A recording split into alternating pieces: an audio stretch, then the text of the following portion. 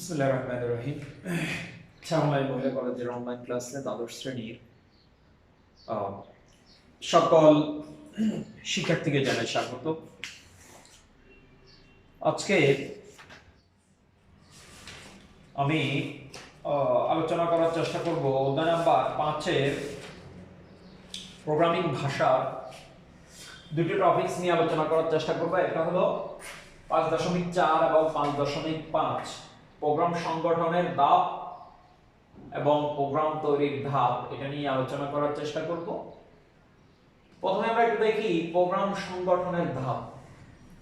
Programme সংগঠনের ধাপ হলো তিনটা, অর্থাৎ একটা হলো ইনপুট, আর একটা হলো প্রসেস, আর এরপরে যেটা সেটা হলো আউটপুট।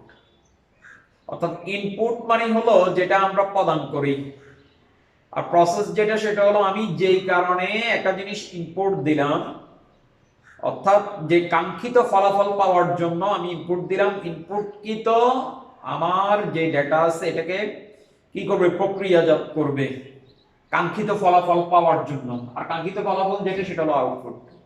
নরমালি একটা एग्जांपल তোমাদেরকে সহজে তোমরা বুঝতে পারো ইনপুটটা কি। ধরো আমি 10 এবং 20 কে যোগ করব। একটু খেয়াল করো, 10 এবং 20 কে কি করব, যোগ করব।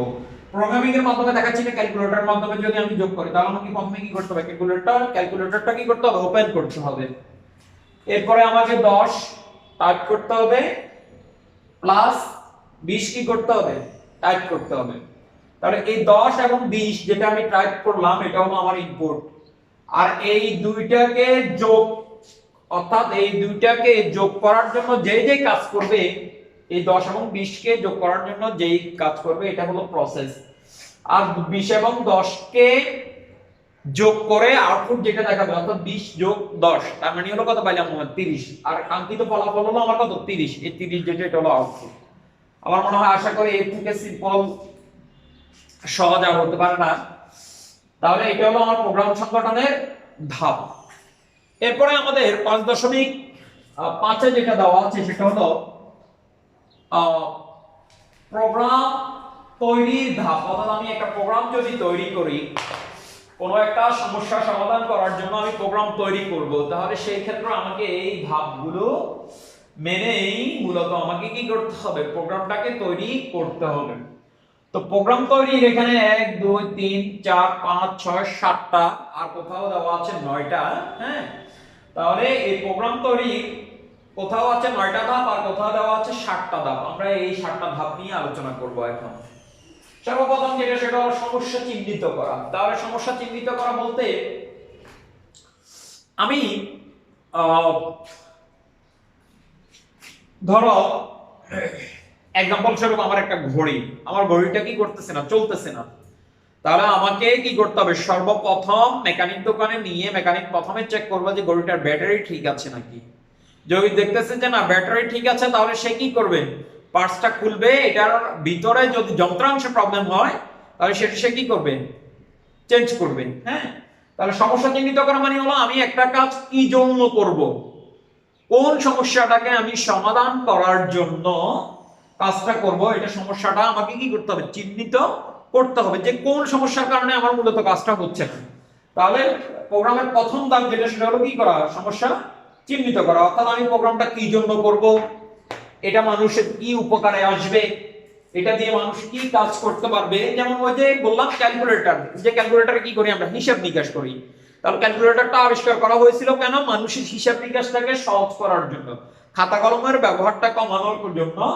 তাহলে আমাকে কি করতে হবে, আমি যেই সমস্যা, অর্থাৎ যেই সমস্যাটা, অর্থাৎ যে কাজটা, যে প্রোগ্রামটা করব, এটার সমস্যাটা কি সেটা আমাকে কি করতে হবে, খুঁজে বের করতে হবে, এবং ওই সমস্যাটা অনুযায়ী ওই সমস্যাটাকে সলভ করার জন্য আমি মূলত কি করব, প্রোগ্রামটা তৈরি করব।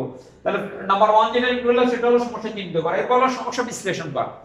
সমস্যা বিশ্লেষণ করা বলতে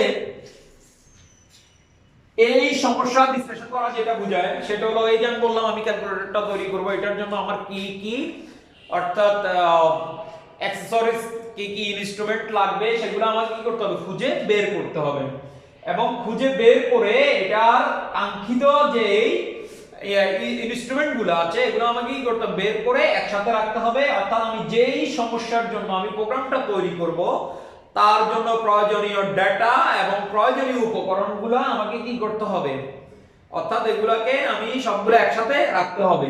তাহলে এটাকে বলা যাচ্ছে সমস্যা বিশ্লেষণ করা। নাম্বার 3 যেটা সেটা হলো প্রোগ্রাম ডিজাইন করা। গুরুত্বপূর্ণ জিনিস যেটা সেটা হলো অর্থাৎ সমস্যা চিন্তা করা এবং সমস্যা বিশ্লেষণ করার পরে যেটা সেটা হলো প্রোগ্রাম ডিজাইন করা। এখন প্রোগ্রাম ডিজাইন করাটা কি, আমি যে জন্য সমস্যাটাকে কি করব, অর্থাৎ একটা প্রোগ্রাম যে জন্য আমি তৈরি করব এই সমস্যাটাকে আমি কি করব, ফ্লোচার্ট এবং অ্যালগরিদমের মাধ্যমে, অ্যালগরিদম এবং ফ্লোচার্টের মাধ্যমে এটাকে কি করব, আমি পরিকল্পনা করব। পরিকল্পনা করে প্রথমে আমি দেখব আমার এই সমস্যা বিশ্লেষণ এবং সমস্যা চিহ্নিতকরণ করার পরে অর্থাৎ পরিকল্পনাটা হবে এমন যে অ্যালগরিদম করে এবং ফ্লোচার্ট করে দেখব যে আমি যেই জন্য প্রোগ্রামটা রচনা করতেছি এটার আউটপুট প্রথমে খাতা কলমে দেখব এবং প্রবাহ চিত্রের মাধ্যমে দেখব যে এটার আউটপুট ঠিকভাবে আসতেছে কিনা। তাহলে বললাম প্রোগ্রাম ডিজাইন করা মানে হলো কি, অর্থাৎ যে জন্য সমস্যাটা সমাধান করব এই সমস্যাটাকে আমি কি করব, আমার অ্যালগরিদম এবং ফ্লোচার্টের মাধ্যমে কি করব, পরিকল্পনা অনুযায়ী কাজ করব। এখন আসি অ্যালগরিদম জিনিসটা কি। অ্যালগরিদমটা হলো কোন একটি সমস্যা, খুব ইম্পর্টেন্ট জিনিস কিন্তু অ্যালগরিদম কাকে বলে বা ফ্লোচার্ট কাকে বলে, কোন সমস্যাকে সমাধান করার জন্য স্টেপ বাই স্টেপ সাজানোর যে কৌশল, অর্থাৎ ধাপ বাই ধাপ সাজানোর যে কৌশল, এটাকে বলা হয় অ্যালগরিদম। আমি আবার বলছি, কোন সমস্যাকে সমাধান করার জন্য, কোন সমস্যাকে সমাধান করার জন্য ওই সমস্যাটাকে স্টেপ বাই স্টেপ সাজানোর যে কৌশল এটাকে বলা হয় অ্যালগরিদম। নরমালি एग्जांपल যেমন আমি এখন যে জায়গাতে দাঁড়িয়ে আছি এটা হলো 6 তলা বা 10 তলা একটা বিল্ডিং। তবে এই বিল্ডিংটার সর্বপ্রথম যে তালাটা হইছে, সর্বপ্রথম হইছে গ্রাউন্ড, এরপরে প্রথম, এরপরে দ্বিতীয়, এরপরে তৃতীয়। কারণ আমি প্রথমটাকে অর্থাৎ প্রথম তলা যেটা আছে এটা আমি তৈরি না করে আমি কিন্তু সরাসরি সপ্তম তলা বা অষ্টম তলা যাওয়ার কোনো সুযোগ নাই। অর্থাৎ এটার বেসিকটা আমাকে প্রথমে কি করতে হবে, দাঁড় করাইতে হবে। তাহলে এটা হলো আমার কোন সমস্যাকে সমাধান করার জন্য সমস্যা সমূহকে স্টেপ বাই স্টেপ সাজানোর যে কৌশল এটাকে বলা হয় অ্যালগরিদম। আর ফ্লোচার্ট যেটা সেটা হলো অ্যালগরিদমটাকে জাস্ট রূপ দেওয়া। রূপ দেওয়া বলতে যে আমি একটা বিল্ডিং ডিজাইন করব, এই বিল্ডিংটা ডিজাইন করার পর আমার এটা যখন আমি র ম্যাটেরিয়ালস দিয়ে যখন আমি এই বিল্ডিংটা দাঁড় করাবো এটা দেখতে মূলত কেমন লাগবে, অর্থাৎ সমস্যা সমূহকে প্রবাহ চিত্রের মাধ্যমে দেখানো যে কৌশল এটাকে বলা হয় ফ্লোচার্ট। কোথায় এটা হলো কোথায়, প্রোগ্রাম ডিজাইনের মধ্যে। এরপরে যেটা সেটা হলো প্রোগ্রাম কোডিং করা। এখন প্রোগ্রাম কোডিং করা যেটা, আমরা প্রোগ্রাম কোডিং করা বলতে আমরা কি বুঝি, অর্থাৎ আমি যে জন্য প্রোগ্রামটা তৈরি করতেছি এই প্রোগ্রামটা আমার সি ভাষায় তৈরি হবে নাকি আমার পাস্কেল ভাষায় তৈরি করা হবে, নাকি এটা বাইনারি ভাষায় আমি লিখব, নাকি আমি অ্যাসেম্বলি ভাষায় লিখব, হ্যাঁ, নাকি এটা ভেরি হাইলি ল্যাঙ্গুয়েজ দিয়ে লিখব। এটা প্রোগ্রাম কোডিং করা মানে হচ্ছে আমি যেই ভাষায় প্রোগ্রামটা লিখব সেই ভাষা অনুযায়ী প্রোগ্রামটা কি করতে হবে, লিখতে হবে। হ্যাঁ, আমাকে বললো যে বাংলায় একটা রচনা করা, যে আমাদের গ্রাম নিয়ে একটা রচনা লিখা হয়, সেটা কোথায় বললো আমাকে, হ্যাঁ বাংলাতে বললো, তাহলে আমাকে সেটা বাংলায় লিখতে হবে। আর যদি বলে যে না এটা ইংরেজিতে লেখো, হ্যাঁ তোমার ভিলেজ সম্পর্কে কি করো একটা এসে লিখো রচনা, তাহলে সেটা ইংরেজিতে লিখতে হবে। এটা হলো প্রোগ্রামিং এর প্রোগ্রামিং কোডিং, অর্থাৎ প্রোগ্রামটা তুমি কোন ভাষায় কোডিং করবা, ঠিক আছে। এরপর যেটা সেটা হলো প্রোগ্রাম টেস্টিং করা। এখন প্রোগ্রাম টেস্টিং করা জিনিসটা কি, অর্থাৎ আমি একটা প্রোগ্রাম আমার কোডিং করা হয়ে গেল, হ্যাঁ প্রোগ্রামটা কোডিং করার পরে এই যে প্রোগ্রামটা আমি তৈরি করলাম এই প্রোগ্রামটা আমার সঠিকভাবে রূপে এই প্রোগ্রামটা কাজ করতেছে নাকি, আমার কাঙ্ক্ষিত ফলাফলটা আমি পাচ্ছি নাকি, অর্থাৎ এটা কি করতে হবে, টেস্টিং করতে হবে। এখন এই টেস্টিং এর প্রোগ্রাম টেস্টিং এর ক্ষেত্রে তিনটা জিনিস সাধারণত প্রবলেম হয়ে থাকে। এক নম্বর হলো ডাটা, ডেটার ক্ষেত্রে ভুল হতে পারে, এরপরে যুক্তিগত ক্ষেত্রে ভুল হতে পারে, এরপরে সিনট্যাক্স গতভাবে ভুল হতে পারে। সিনট্যাক্স গত বলতে যেমন প্রোগ্রাম টেস্টিং এর ক্ষেত্রে আমি বললাম যে সর্বপ্রথম যেটা সেটা হলো ডেটাগত। এখন এই ডেটাগত বলতে ডেটা আমি ওই প্রোগ্রামের মধ্যে ইউজ করব 20 কিন্তু 20 এর জায়গায় আমি ইউজ করে ফেলছি 2, তাহলে এটাকে বলা যাচ্ছে ডেটাগত ভুল। কথা বুঝতে পারছি তো?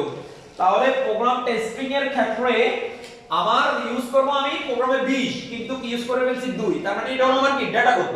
এরপর যেটা সেটা হলো এক নাম্বার যেটা হলো ডেটাগত, দুই নাম্বার হলো কি যুক্তিগত। যুক্তিগত কেমন, যেমন m গ্রেটার দ্যান n বলছে যে n থেকে যদি m বড় হয়, n থেকে যদি m কি বড় হয়, দেওয়ার কথা ছিল এটা, কিন্তু আমি এটা দিয়ে দিলাম হচ্ছে m লেস দ্যান n। তার মানে হলো যদি m থেকে m ছোট হয় তাহলে এটা হলো আমার কি যুক্তিগত, হ্যাঁ এটা হলো আমার কি যুক্তিগত ভুল। আর এরপর যেটা সেটা হলো সিনট্যাক্সগত ভুল। সিনট্যাক্সের ক্ষেত্রে অর্থাৎ আমি হয়তো প্রোগ্রামের মধ্যে কোথাও কমা দিই নাই, কোথাও সেমিকোলন দিই নাই, কোথাও চুজ ডেট দিই নাই, হ্যাঁ এটাকে বলা হয় সিনট্যাক্সগত ভুল। তাহলে এটা হলো প্রোগ্রাম টেস্টিং এর ক্ষেত্রে। তাহলে প্রোগ্রাম টেস্টিং এর ক্ষেত্রে আমার তিনটা ভুল আসতে পারে, একটা হলো ডেটাগত ভুল, আর একটা হলো কি লজিক্যাল এরর বা যুক্তিগত ভুল, আর এরপর যেটা আসতে পারে সেটা হলো সিনট্যাক্সগত ভুল।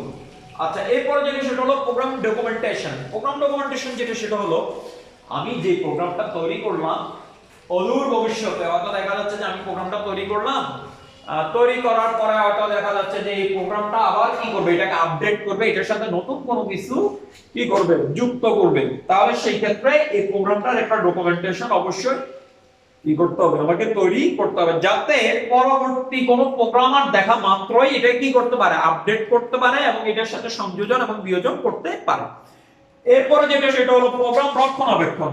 তার প্রোগ্রাম রক্ষণাবেক্ষণের ক্ষেত্রে যেটা সেটা হলো অনেক সময় বিভিন্ন প্রয়োজনে প্রোগ্রামকে পরিবর্তন করতে হয়, অপারেটিং সিস্টেম বা হার্ডওয়্যার পরিবর্তনের কারণে, ডেটার পরিবর্তনের কারণে প্রোগ্রামটা আমাকে কি করতে হবে, পরিবর্তন করতে হবে। উন্নত ফলাফলের জন্য প্রোগ্রাম পরিবর্তন করা হয়। এই প্রোগ্রাম পরিবর্তন করা প্রোগ্রাম রক্ষণাবেক্ষণের কি অন্তর্ভুক্ত। তার মানে এই ডকুমেন্টেশন যেটা সেটা হলো পরবর্তীর জন্য, আর প্রোগ্রাম রক্ষণাবেক্ষণ যেটা এটার ভিতরে তেমন বেশি পার্থক্য নেই, হ্যাঁ। আর প্রোগ্রাম রক্ষণাবেক্ষণ যেটা সেটা হলো কি অত পরবর্তীতে যাতে যে কেউ এটা কি করতে পারে, আপডেট করতে পারবে এবং এটাকে ইনসার্ট করতে পারবে, বিয়োজন করতে পারে। আর ডকুমেন্টেশন যেটা এটা হলো ভুল সংশোধনের পর প্রোগ্রামকে ঠিকমতো কাজ করলে তা ভবিষ্যৎ ব্যবহারের জন্য সংরক্ষণে কি করতে হবে, রাখতে হবে। আর এই সংরক্ষণ ডকুমেন্টেশন যেটা অর্থাৎ প্রোগ্রামের কি করা, ডকুমেন্ট রাখা।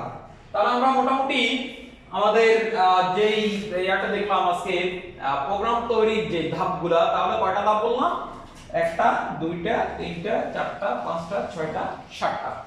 এই সাতটা ধাপ সবাই আশা করি বুঝতে পারছো। তো আজকে এতটুকু পর্যন্ত থাক, সবাই ভালো থাকো।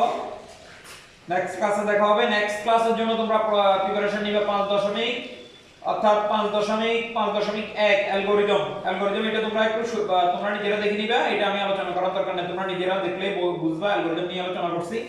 নেক্সট ক্লাসে আমরা ফ্লোচার্ট নিয়ে আলোচনা করব। দুই ধরনের ফ্লোচার্ট, একটা হলো সিস্টেম ফ্লোচার্ট আর একটা হলো প্রোগ্রাম ফ্লোচার্ট। সিস্টেম ফ্লোচার্টটা তেমন বেশি গুরুত্বপূর্ণ না, তবে আমার প্রোগ্রাম ফ্লোচার্ট যেটা আছে এটা বেশি গুরুত্বপূর্ণ, এটা পরীক্ষার মধ্যে আসে। তো প্রোগ্রাম ফ্লোচার্টটা মূলত আমরা যখন কোনো প্রোগ্রাম করব এই প্রোগ্রামের মধ্যে এই সিম্বলগুলা আমাদের কাজে আসবে। তো সবাই ভালো থাকো, সুস্থ থাকো, আজকে এতটুকু পর্যন্ত থাক, আল্লাহ হাফেজ।